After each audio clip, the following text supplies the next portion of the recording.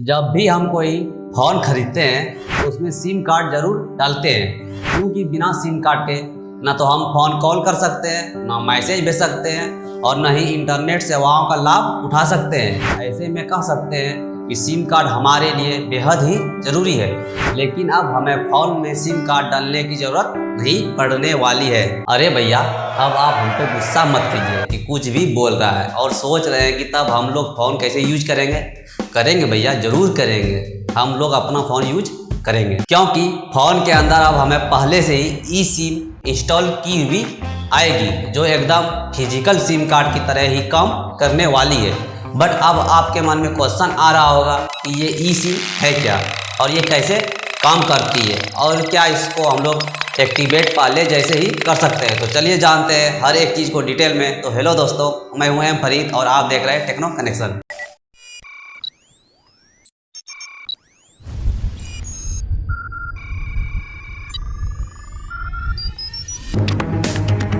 तो चलिए इसको समझने के लिए हम लोग बात करते हैं स्टार्टिंग से। शुरुआत में हम मिनी सिम कार्ड यूज करते थे, लेकिन समय बदलता गया और हर एक चीज़ के साथ सिम कार्ड भी बदलता गया और इसका आकार छोटा से छोटा होता चला गया। और मिनी सिम से माइक्रो सिम और फिर नैनो सिम का चलन शुरू हो गया, जो अभी हम सब यूज कर रहे हैं। लेकिन अब नैनो सिम से भी छोटा रूप यानी कि ई सिम कार्ड आ गया है, जो कि एक वर्चुअल सिम कार्ड है। कहने का मतलब ये है कि आकार के साथ साथ सिम कार्ड की टेक्नोलॉजी भी पूरी तरह बदल चुकी है और फिजिकल सिम कार्ड की जगह पर वर्चुअल सिम कार्ड उसकी जगह लेने को पूरी तरह से तैयार है। यानी कि ई सिम कार्ड का जो एक नई टेक्नोलॉजी है, यह यूज करने में काफ़ी आसान और एडवांस है। अब जानते हैं ई सिम क्या है। ई सिम का मतलब है एम्बेडेड सिम, यानी कि एम्बेडेड सब्सक्राइबर आइडेंटिटी मॉड्यूल। ये एक्चुअली एक वर्चुअल सिम कार्ड है जो एक चिप के रूप में फ़ोन के साथ एम्बेडेड या हिंदी में बोले तो स्थापित होता है, यानी कि फ़ोन के साथ ही जुड़ा हुआ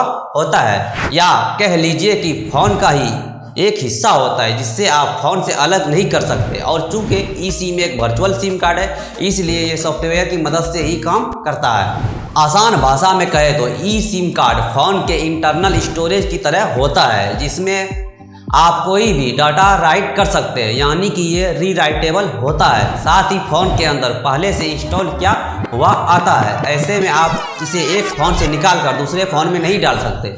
लेकिन अगर आप फ़ोन बेचने जा रहे हैं तो इसमें मौजूद ई सिम वाले नंबर को डीएक्टिवेट करा के दूसरे फ़ोन में एक्टिवेट करा सकते हैं। आपको बता दूं कि ई सिम कार्ड को किसी भी नेटवर्क ऑपरेटर के साथ कॉन्फ़िगर किया जा सकता है। अब हम लोग समझते हैं ई सिम कैसे काम करती है। जब आप कोई ई सिम युक्त फ़ोन खरीदते हैं तो उसमें मौजूद ई सिम पूरी तरह से खाली होता है।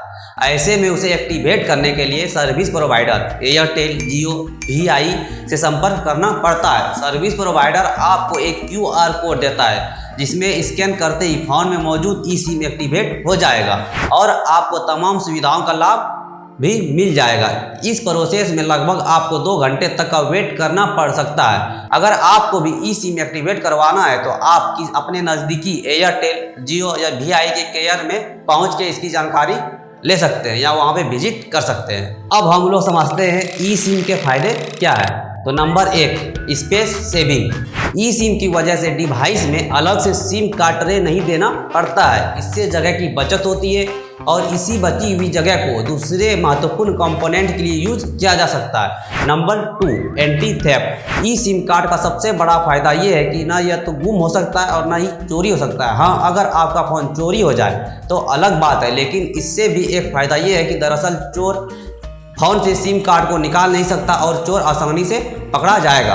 Number 3, less battery consumption. E SIM software की मदद से काम करती है, इसलिए ये फिजिकल सिम के बजाय बैटरी कम कंज्यूम करती है। Number 4, network switching. E SIM की हेल्प से सर्विस प्रोवाइडर बदलना काफ़ी आसान हो जाता है। जैसे कि अगर आप एयरटेल के ग्राहक हैं और जियो की सर्विस लेना है तो आप बिना किसी नंबर के बदले और बिना सिम कार्ड बदले जियो का लाभ उठा सकते हैं। Number 5, best for travellers. देश विदेश में यात्रा करने वाले ट्रैवलर्स के लिए ई सिम कार्ड किसी भी वरदान से कम नहीं है, क्योंकि ये ट्रेवलर्स को रोमिंग कार्ड से बचाती है। देखो, हर सिक्के के दो पहलू होते हैं, इसी तरह ई सिम के फायदे हैं तो इसके नुकसान भी है। जैसे कि अगर आपके फ़ोन स्विच ऑफ होने वाले हैं तो इसे आप दूसरे फ़ोन में नहीं लगा सकते, क्योंकि ये फ़ोन के साथ जुड़ी हुई होती है।